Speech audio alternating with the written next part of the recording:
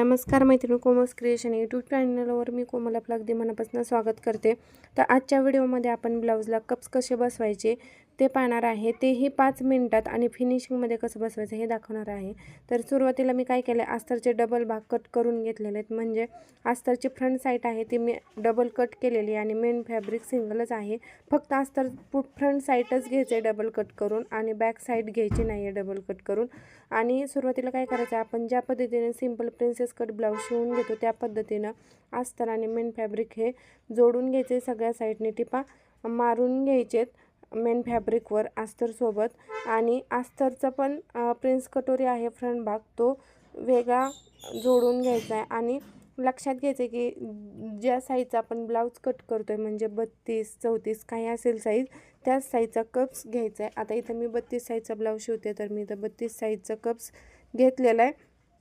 आणि हे स्टिच करत असताना जे एक्स्ट्रा कापड मेन फॅब्रिकचं दिसतंय ते कट करून घ्यायचं आहे। अस्तरमध्ये आपण ना परफेक्ट फिनिशिंगमध्ये कटिंग केलेलं असतं आणि मेन फॅब्रिक एक्स्ट्रा आपण घेत असतो, तर जे एक्स्ट्रा आहे ते कट करून टाकायचं आहे आणि फ्रंट भाग जोडून घ्यायचा आहे, हे बघा अशा पद्धतीनं। आणि नंतर काय करायचं आहे, अस्तरचा पण भाग प्रिन्स कटोरीसोबत जोडून घ्यायचा आहे, हे बघा अशा पद्धतीनं हळूहळू जोडून घ्यायचा आहे। आणि ज्या पद्धतीनं आपण सिंपल ब्लाउजचं स्टिचिंग करतो त्याच पद्धतीनं ह्याच्यावर सुद्धा स्टिच करून घ्यायचं आहे, हे बघा हे झालं।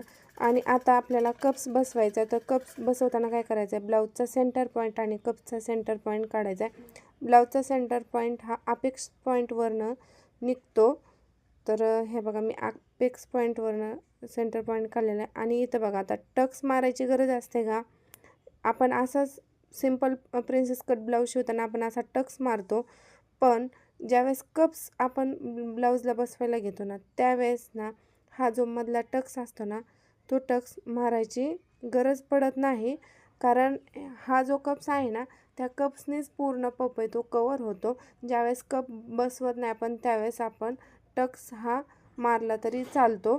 तर आता अशा पद्धतीनं आपण कप्स बसवायचं हे दाखवते बघा मी। तर मी अस्तरवर पण सेंटर पॉईंट घेतलेला आणि कप्सवर पण सेंटर पॉईंट घेतलेला आहे। आणि हा सेंटर पॉईंट जोडताना ना 2-3 वेळा स्टिच करून घ्यायचं, प्रॉपर स्टिच करून घ्यायचं आहे। आणि जिथं आपण प्रिन्स कटोरी जोडली ना तिथं सरळ अशी टीप मारायची आहे, वरच्या साईडला नाही खालच्या साईडला टीप मारायची आहे बघा अशा पद्धतीनं हळूहळू टीप मारून घ्यायची। आणि नेक्स्टला काय करायचं आहे आपण, तर मेन फॅब्रिक आणि अस्तर हे जोडून घ्यायचं आहे बघा अशा पद्धतीनं।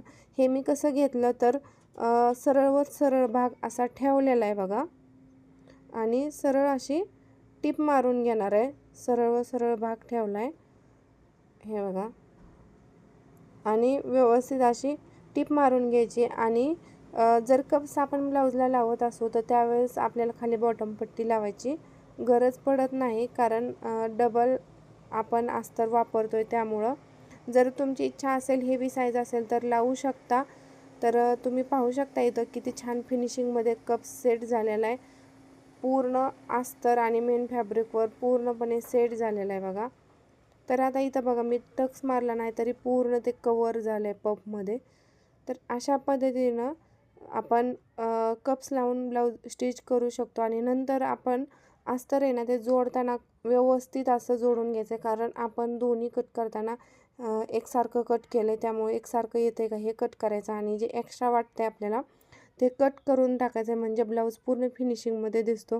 तर तुम्ही पाहू शकता इथं किती छान फिनिशिंगमध्ये आलेलं आहे, म्हणजे इथं आपण इस्त्रीसुद्धा केलेली नाही तरी पण ब्लाऊज किती फिनिशिंगमध्ये दिसतो आहे। आता लग्न सराई आहे त्यामुळं 30 32 34 साईज जर तुमच्याकडे शिवायला येत असेल ना तर तुम्ही अशा पद्धतीनं कप्स लावून ब्लाऊजचा लुक वाढवू शकताय, ब्लाऊजची फिनिशिंग वाढवू शकताय। आणि फ्रंट साईडला जर तुम्हाला पायपिंग हवी असेल तर पायपिंग करू शकता, नसेल तर कॅनव्हास वापरून गळा सेट करू शकता।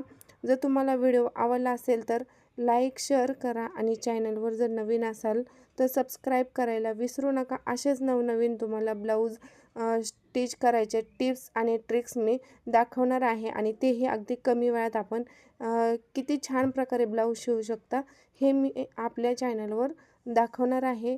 त्यामुळं लाईक शेअर करायला विसरू नका। चलो बाय।